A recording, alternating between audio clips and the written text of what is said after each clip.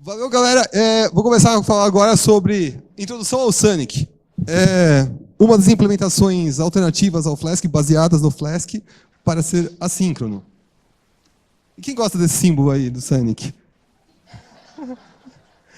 Quantos? Ah, tem alguns, muito bom. E quem prefere um desses? Bom, a ideia do Sonic, ele surgiu como um meme. E em 2008, teve uma discussão em cima da imagem à esquerda, que é o Gotta Go Fast. De onde veio esse nome Gotta Go Fast?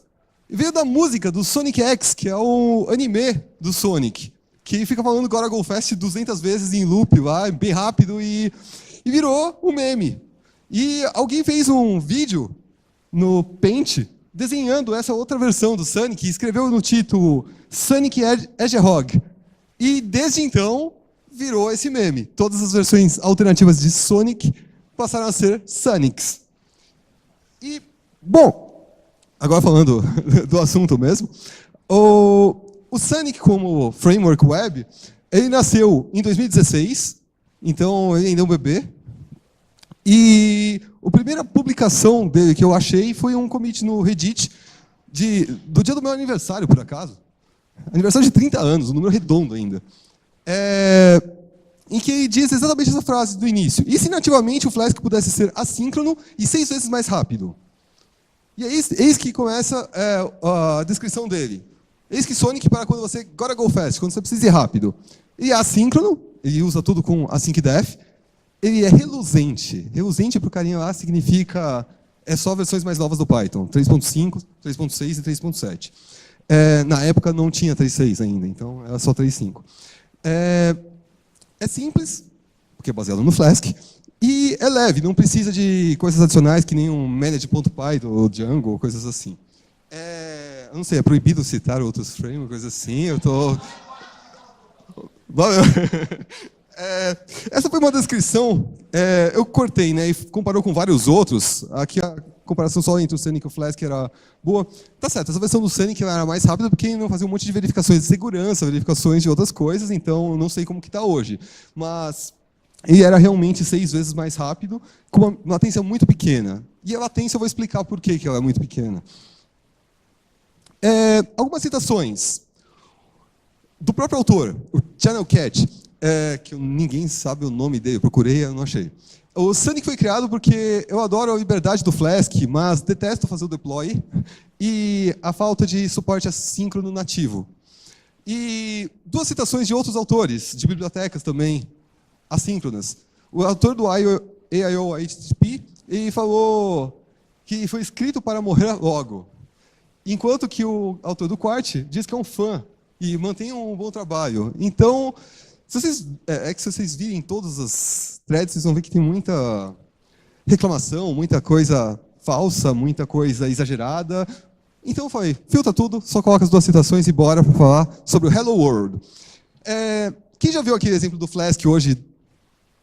Vocês já viram esse exemplo do Flask hoje. Ou foi ontem, não sei. Bom, eu fiz um mapeamento dele para a versão em Sonic. Quem consegue apontar para mim as diferenças? Pode falar, pode gritar. O nome, Sonic. O async. Tem mais uma diferença importante. Tem 2, ótimo, vocês viram as 2. O response e o request. O request, ao invés de ser importado, ele é um parâmetro, sempre. Mesmo que você não use, então você vai colocar ele. E o response é para todos os tipos de respostas. No caso, eu estou fazendo uma resposta do tipo plain text, que é o mesmo que o sync ali está sendo devolvido. E, bom, é isso. Essas são as diferenças. O resto é bem parecido. Eu só vou falar mesmo da parte de assíncrono daqui uns 14 slides. Então, calma, são só 27, não é tanto assim. Isso aqui é para rodar. Eu coloquei o mesmo comando para rodar o Flask com o G-Unicorn e para rodar o Sonic. Só que normalmente a gente não roda o Sonic com o G-Unicorn, embora seja possível, porque a gente também consegue abrir múltiplos workers com essa sintaxe. Bom, isso não precisa decorar. E se eu quisesse rodar o Sonic sem ser pela linha de comando, rodando como um script Python? Igualzinho. A diferença é só que tem um parâmetro workers opcional. É 1 por padrão. Vamos fazer um índice de massa corporal. Eu estava procurando um modelo muito simples para fazer um web service e eu falei, é a massa dividida pela altura ao quadrado, inclusive nas nossas medidas, quilograma e metros. E aí está o exemplo em Flask e em Sonic. E aí, quem consegue me apontar uma diferença?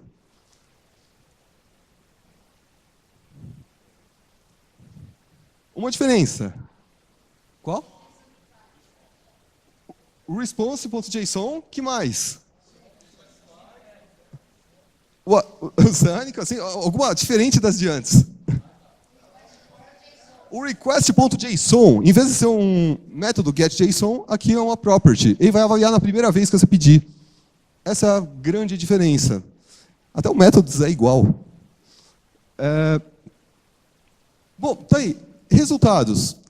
Mais uma diferencinha, essa é mais sutil. O jeito de tratar JSON, o Sonic usa o UJSON. Então, o UJSON não faz o mesmo processamento. Então, o número de casas decimais do ponto flutuante fica diferente. Não que seja uma coisa tão crítica para qualquer coisa. Mais uma coisa que eu não falei, só voltando no slide, é que aqui ele ignora no request.json o content type, enquanto o getJSON do Flask não pega o payload se o content type não for application.json.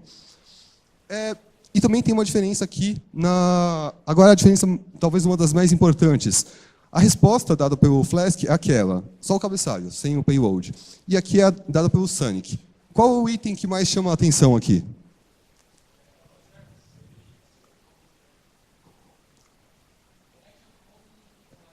Exatamente, o Keep Alive. O Keep Alive é o que mais chama a atenção, porque, não sei se vocês sabem, para a conexão TCP, que está numa camada abaixo, ele precisa fazer 3 passos para estabelecer uma conexão. E se você mantém a conexão TCP viva por 5 segundos, como é o padrão que está aqui, você torna ele mais rápido, no sentido de menor latência, porque o sinal não precisa ir e voltar várias vezes. Só manda a sua mensagem direto. A conexão é persistente, caso você faça muitas requisições rapidamente.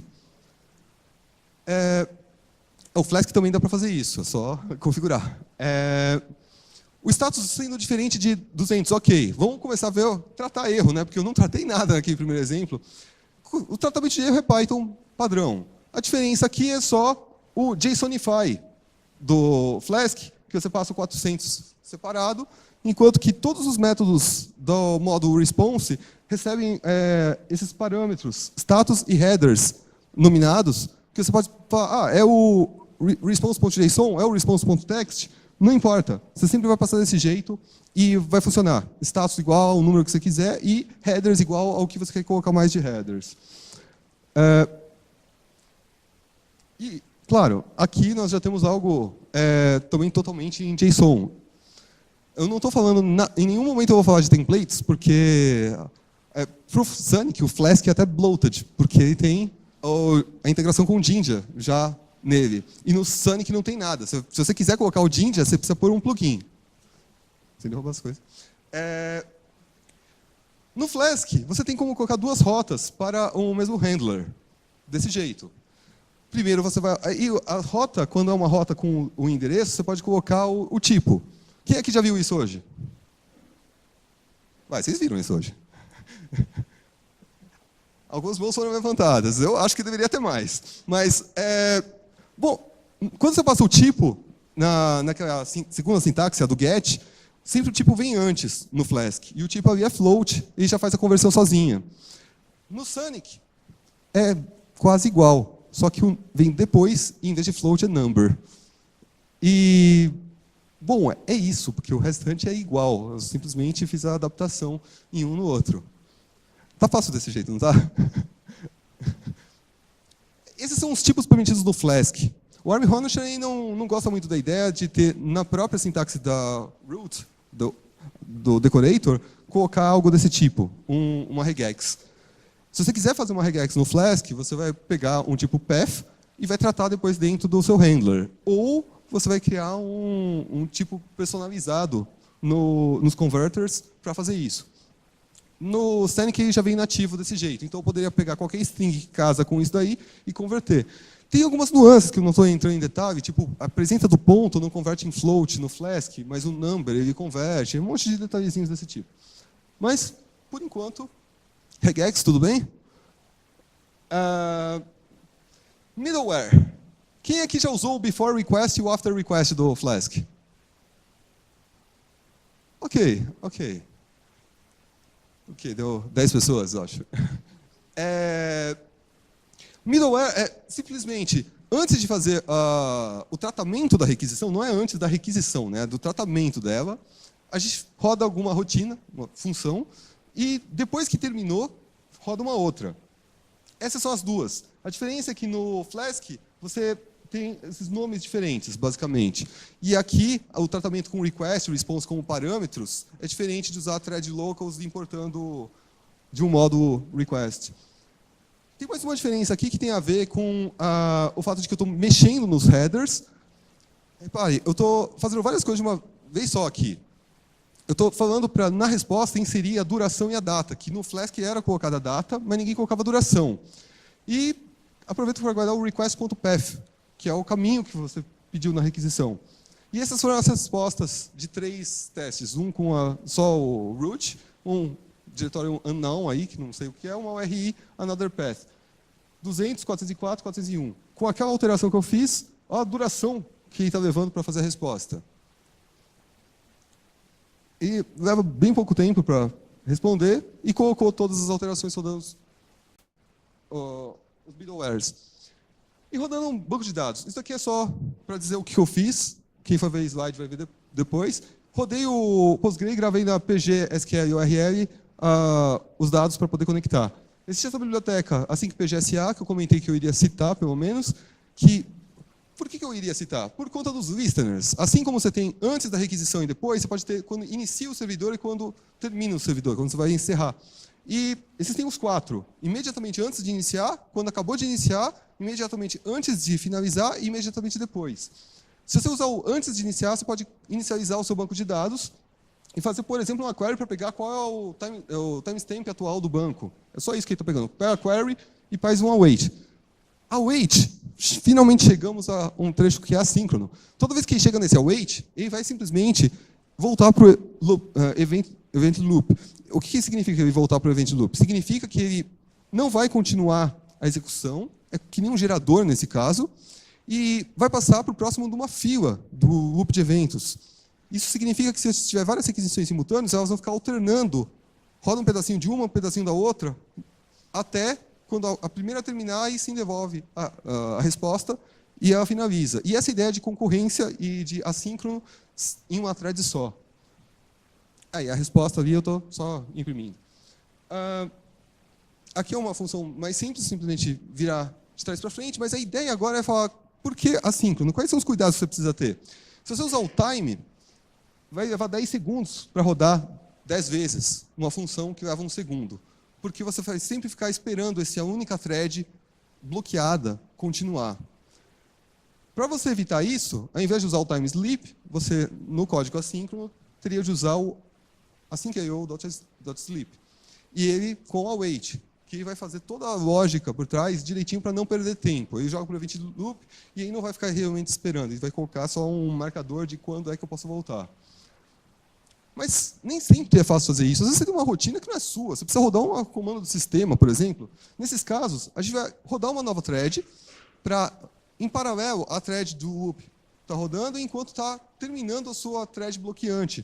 E essa alternativa híbrida ela já é pronta no async.io.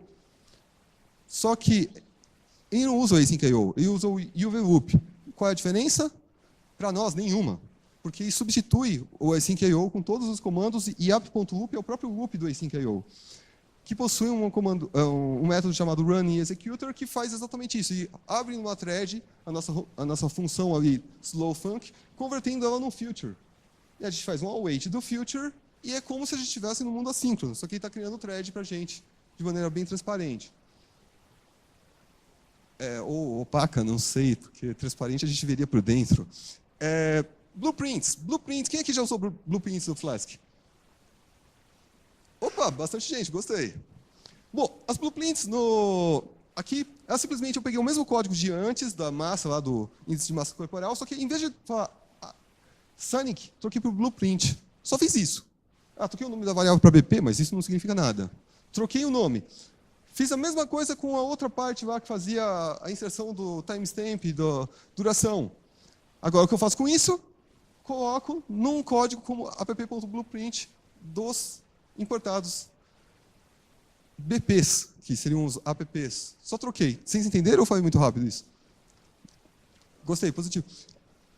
A ideia disso aqui é simplesmente, a gente não tem como importar reversamente, porque é o módulo principal que vai criar o app. Se você quiser importar isso daqui, você vai criar um loop.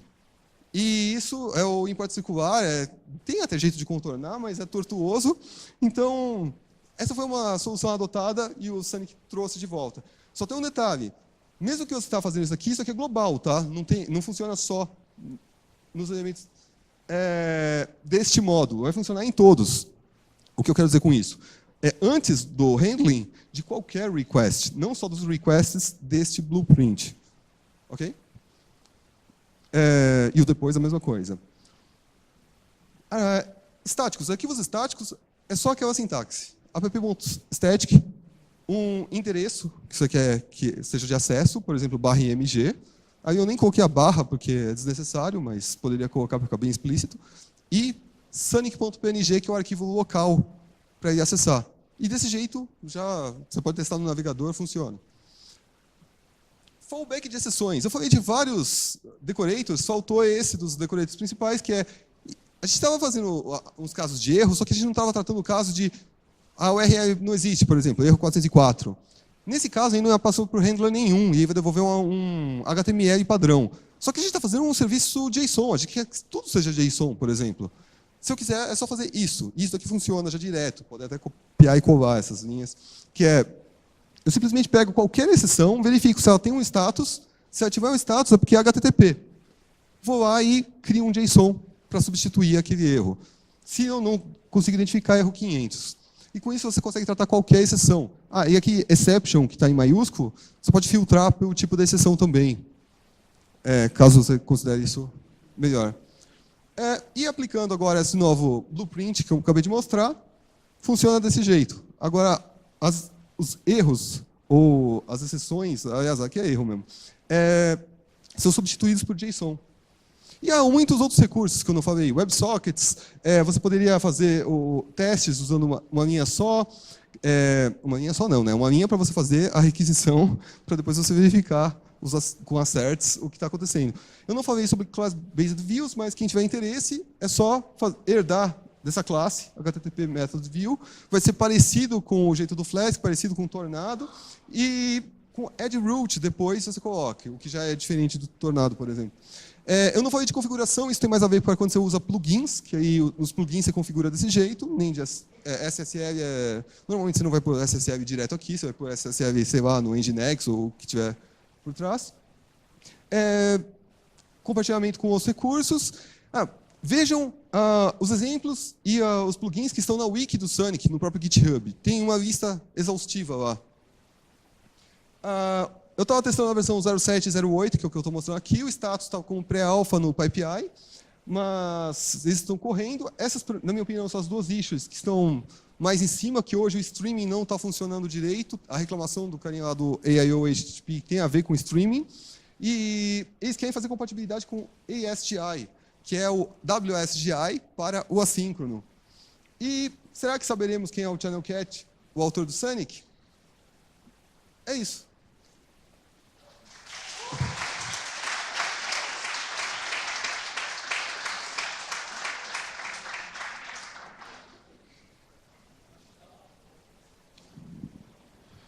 Perguntas?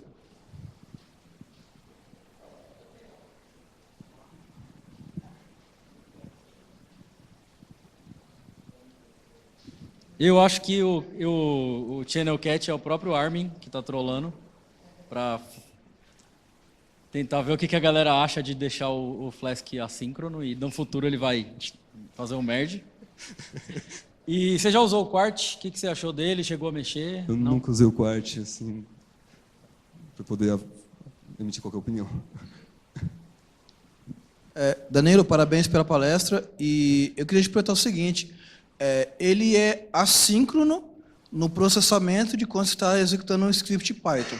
Mas o que eu queria te perguntar é como que trabalharia com ele para fazer processamento assíncrono para banco de dados. Por exemplo, você quer inserir uma grande quantidade de dados se ele vai ajudar alguma coisa ou não, para não deixar o banco de dados bloqueado durante as transações. Explica um pouquinho sobre isso aí, por favor. A resposta é sim. Por ser assíncrono, ele vai te ajudar exatamente nesse tipo de coisa, só que você não pode usar, por exemplo, o SQL Alchemy direto. Aqui eu estou usando o SQL Alchemy indiretamente. Aliás, nem estou usando o SQL Alchemy, estou usando a SyncPGSA, que por dentro usa o SQL Alchemy, mas nenhum recurso do SQL Alchemy foi necessário nesse exemplo. Por quê? Se você usar o SQL Alchemy, não vai ter um back-end compatível com assíncrono. O único back-end vai ser o AsyncPG, que é do Postgre. Mas para ele você precisa ou do AsyncPGSA ou do AIOPG, que o AIOPG, na verdade, não é nem com o AsyncPG, é com o próprio PsychoPG2, só que rodando uma thread separada. Que vai ajudar, mas não tanto. Vai ajudar dependendo do número de conexões que você estabelecer no seu pool para poder ficar batendo no banco. E também do tamanho de cada requisição que você manda para o banco. É uma requisição, só não é HTTP. Respondi? Mais alguém?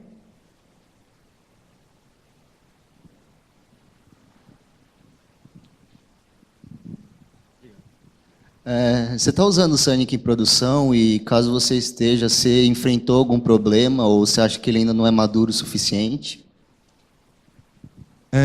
Sim, porém para coisas pequenas. Eu ainda não coloquei nada para ter, sei lá, dezenas de milhares de usuários por dia, nada. É muito menos que isso. O problema dele atualmente é com streaming, porque com streaming você consegue mais ou menos fazer um denial of service nele sem grandes problemas. Você fala, não, faz o servidor esperar para arquivos de 300 megas e manda isso 5 milhões de vezes, você voltou a memória, quase voltou, mandou os 299, estourou a memória e vai dar negação de serviço. Esse é o bug de uma das duas issues que eu citei. Mas, para fora desse bug, ele está funcionando muito bem. Claro, vai aos poucos. Ele é um bebê ainda, que nem eu falei no início. Tem várias críticas, a maior parte das críticas, na minha opinião, já foram resolvidas ou eram originalmente motivadas só para vamos ver como é que é, não era uma coisa sustentada. Então a resposta é depende.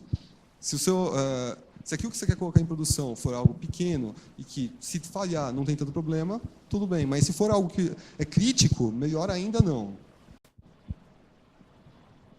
Alguém mais? Tá bom? Obrigado, Danilo.